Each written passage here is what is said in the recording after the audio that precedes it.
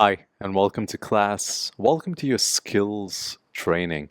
Today we're going to work on our headstands. So, assuming that you already have a headstand in your wheelhouse, in your toolbox, and you're looking to improve on it, this class is going to help you find a deeper connection in your core and also, help you build something interesting in your headstand. So, let's first just take a headstand, however you normally take it, just to warm up. And if you have any objects, I'm going to use a yoga strap and a yoga block because I have those lying around. But you can use anything. You can use a pillow. You can use some t-shirts. You can use some blankets. You can use whatever's lying around, and you can take it in your feet, lift it up, and put it back down. So that's the game. We're gonna get into a headstand. We're gonna come down. We're gonna lift stuff in our feet, and then we're gonna take it up, and then we're gonna place it back down, and see what shows up. So first things first, let's get into a headstand. I normally like to do a little bit of a ritual when I do my headstand. Assuming you've warmed up. If you haven't warmed up, pause the video, take some time, just warm up a bit. I'm a bit warm. I've already, just finished teaching a class, so take your time. Don't jump into it cold. Take your time, warm up, and then come back to it. All right. I like to place my elbows down, touch the edges of my elbows with my hands, place my hands down. I like to make a fist. I don't like holding my head.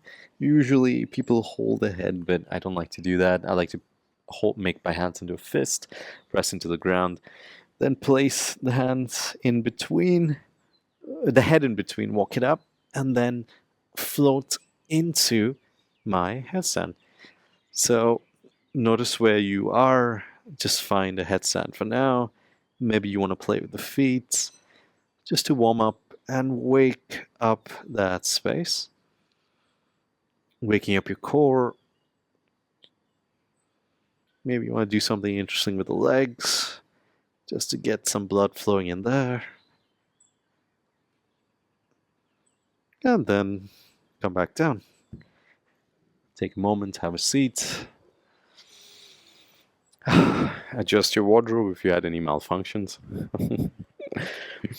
So, okay. First, let's get to it. So, take something, place it somewhere in front of you. I'm going to use a strap. And it's quite interesting because the strap is pretty light. It's not like an object that's going to be very difficult. However, the difficulty comes in with the strap opening up. So if you don't hold it tight enough, it just goes zoop, and then you have a long, piece of rope which you have to figure out. So let's play with that first. So I'm going to place the strap down somewhere in front of me. I'm going to get into a headstand, assuming you are doing the same. This might take some adjusting because you got to figure out where your legs can come down. You can watch me the first time and then try it on your own. So I'm going to do my ritual again, get into my headstand, walk it up, and not lift it up yet. So once I find my headstand, now I'm going to prepare my core. I'm going to start bringing my legs in, and I'm going to try and lift. Oops, that was too far away, but that's okay. I'm going to try and lift this up. Whoops. There we go. Third time is the charm. Lift it up, and then place it back. Place it back down. And sit up. Okay, so assuming you got the gist of it, and go for it. Try it. Take your time. Take your strap or whatever object you have lying around. Take it and play with it. Place it in a space. It might take a few tries, a few wiggles. You might, I'm sorry if this was blocking the camera. My mistake. I'll show it to you again. It takes some time, so don't worry, like play with it. And when you kind of fall or, you get stuck, do not be, laugh about it. That's the best way I can say it. If you want, you can even be against the wall. I'm sorry if I didn't say that the first time, but you can be against the wall and you can do the same thing with the wall behind you in case you're still learning your headstands. And yeah, let's go for it again. So I'm going to play with it again. Hopefully you can see it a little better this time. So I'm placing my hands. Feel free to pause the video and just, do what you got to do. So first find your headstand. Once you get your headstand, now get into it. So lock into the target, use your legs, scooch it up. Whoa! This one really gets the core going, really gets things interesting, and then place it back down. And once you place it down, come back into your headstand. Whew.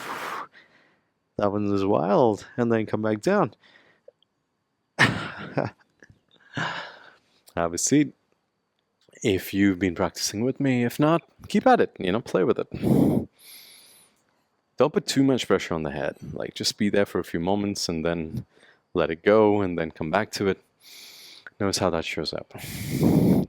Now, I'm going to switch to the block. The block is a bigger target. Like, it's heavier, it's more intense, and I've dropped the block in my crotch before, so I know I shouldn't do that. So I'm giving myself a good challenger today. So maybe you want to take a block, maybe you want to take something lighter. If you have something heavy, I don't recommend it, but it's good to build the core strength with something heavy. But, be mindful. You don't want to hurt yourself. So I'm going to do the same thing with the block. I'll place the block sideways. I'm going to come back. And the same idea. I'm going to lift. I'm going to place it down. I'm going to lift and then place it down. So I'm going to do 2 in a row. Let's see what shows up when we do this. So find your headstand. Get into it first. Okay. Now come down. Grab the object. And take it up. Wow. That was smooth-ish. Find your straight line. Bring it back down. Wow, that block changes the balance and then go back up. Try it again. Come back down. Maybe you try and lift the block up again. I'm going to try and do that. Okay. And then I'm going to... Whoa! Oh, the fatigue and the balance didn't work out there. However, the intention was there. So you can see me also having a struggle with this one because it's a challenge. So no matter how long you've been doing headstands or inversions, this one does talk to you, and it's quite interesting to see the changes that you need to make with gravity using the weight.